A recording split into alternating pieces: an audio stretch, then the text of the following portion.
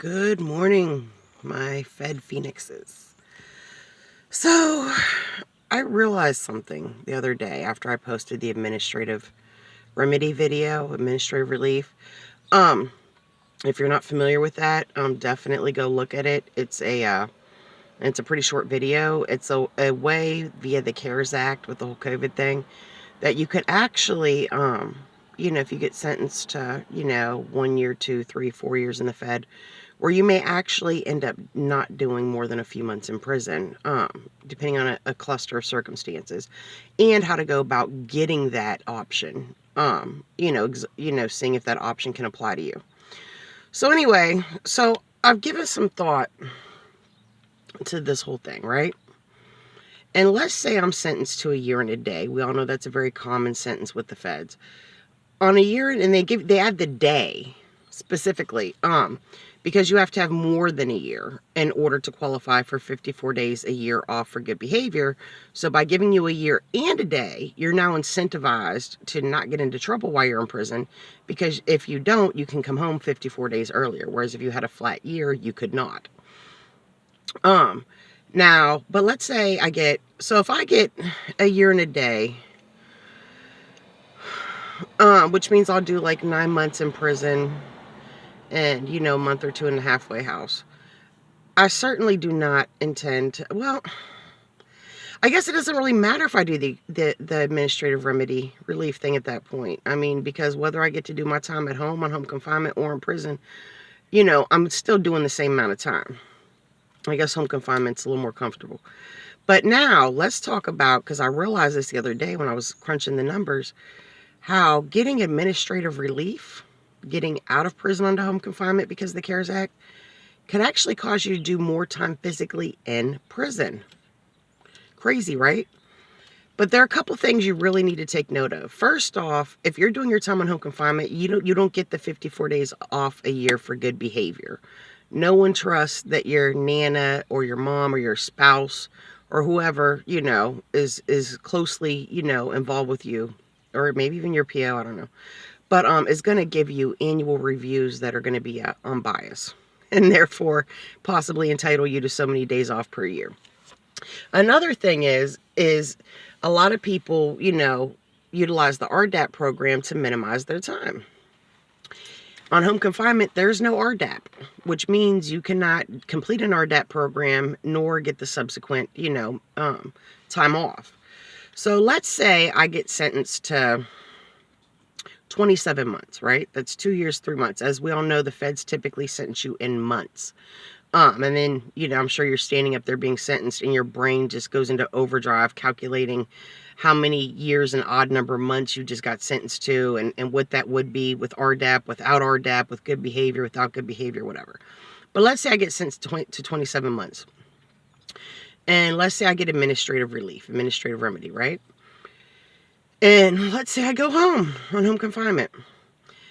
But due to it expiring and not being renewed by the president, or maybe it just gets withdrawn altogether for some reason, let's say the part of the CARES Act that applies to federal inmates, for this is off the table.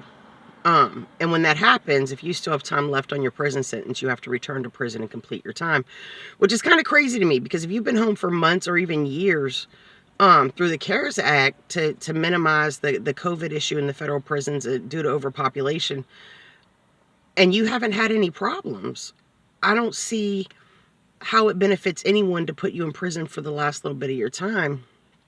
Clearly you're not someone who really probably even needs to be incarcerated, quite frankly, to protect society or anyone else.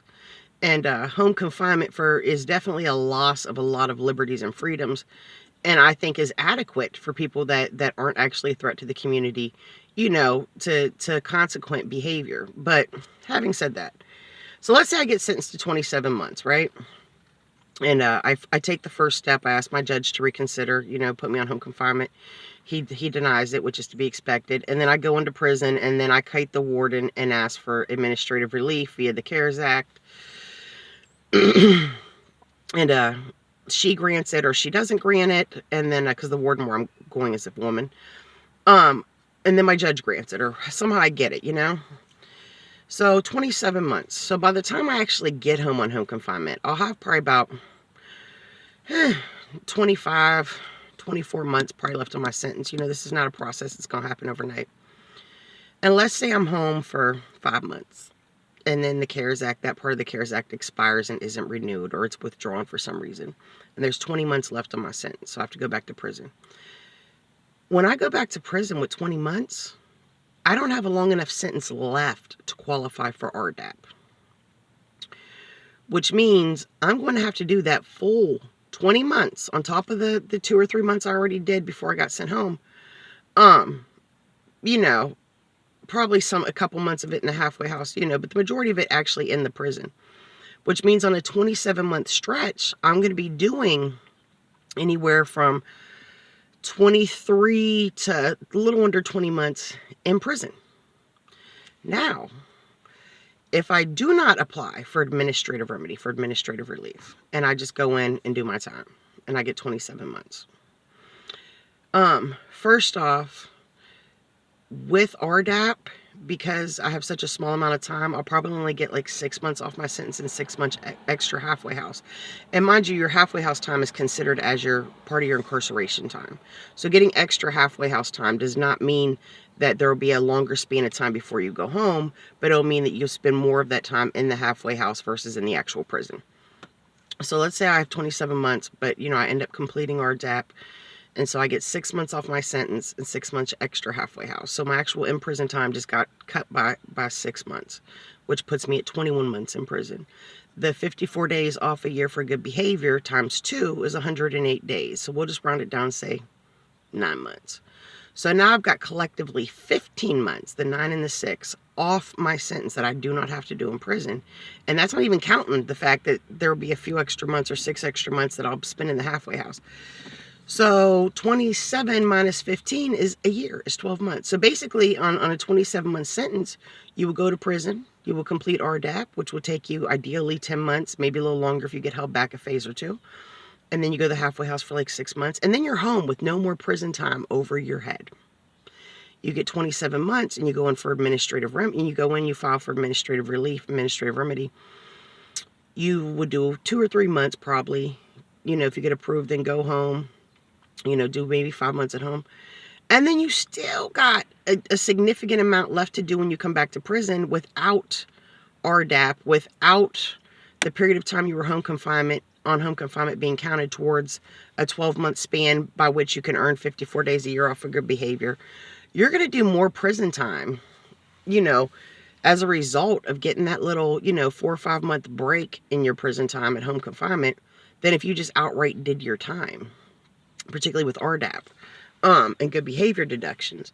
So I've really been given a lot of thought. So, because we know my guideline, my sentence thing is 0 to 4 years. So 0 to 48 months. I've really been given a lot of thought to, if I get a year, I'm definitely going to apply for administrative relief, administrative remedy, because RDAP would not apply. And, you know, anything less than 2 years, you know, because RDAP just simply would not apply. And I will happily forfeit 54 days a year off my sentence to spend some of that time at home. But anything more than, you know, a couple years or more, you could find yourself in a situation, depending on how things go with the CARES Act, you know, the specific part of the CARES Act, I should say, that relates to this administrative relief, administrative remedy for federal inmates. You could actually find yourself subsequently doing more time physically in prison because you got to go home for a brief window of time, and that disqualified you. There are flies out here today, but that disqualified you for RDAP, because by the time you returned to prison, there wasn't enough time for you to do RDAP to get those deductions and those credits. And also because of the fact that you're not getting 54 days off per every 12 months for good behavior while you're at home, you know, so that's pretty much, you know, months at home that don't qualify as part of that 12 months, you know, and then 54 days off. So anyway, so it really was kind of an epiphany to me, a very scary epiphany, that getting administrative relief or administrative remedy, I forget the exact term, I'm sorry, I think it's administrative remedy.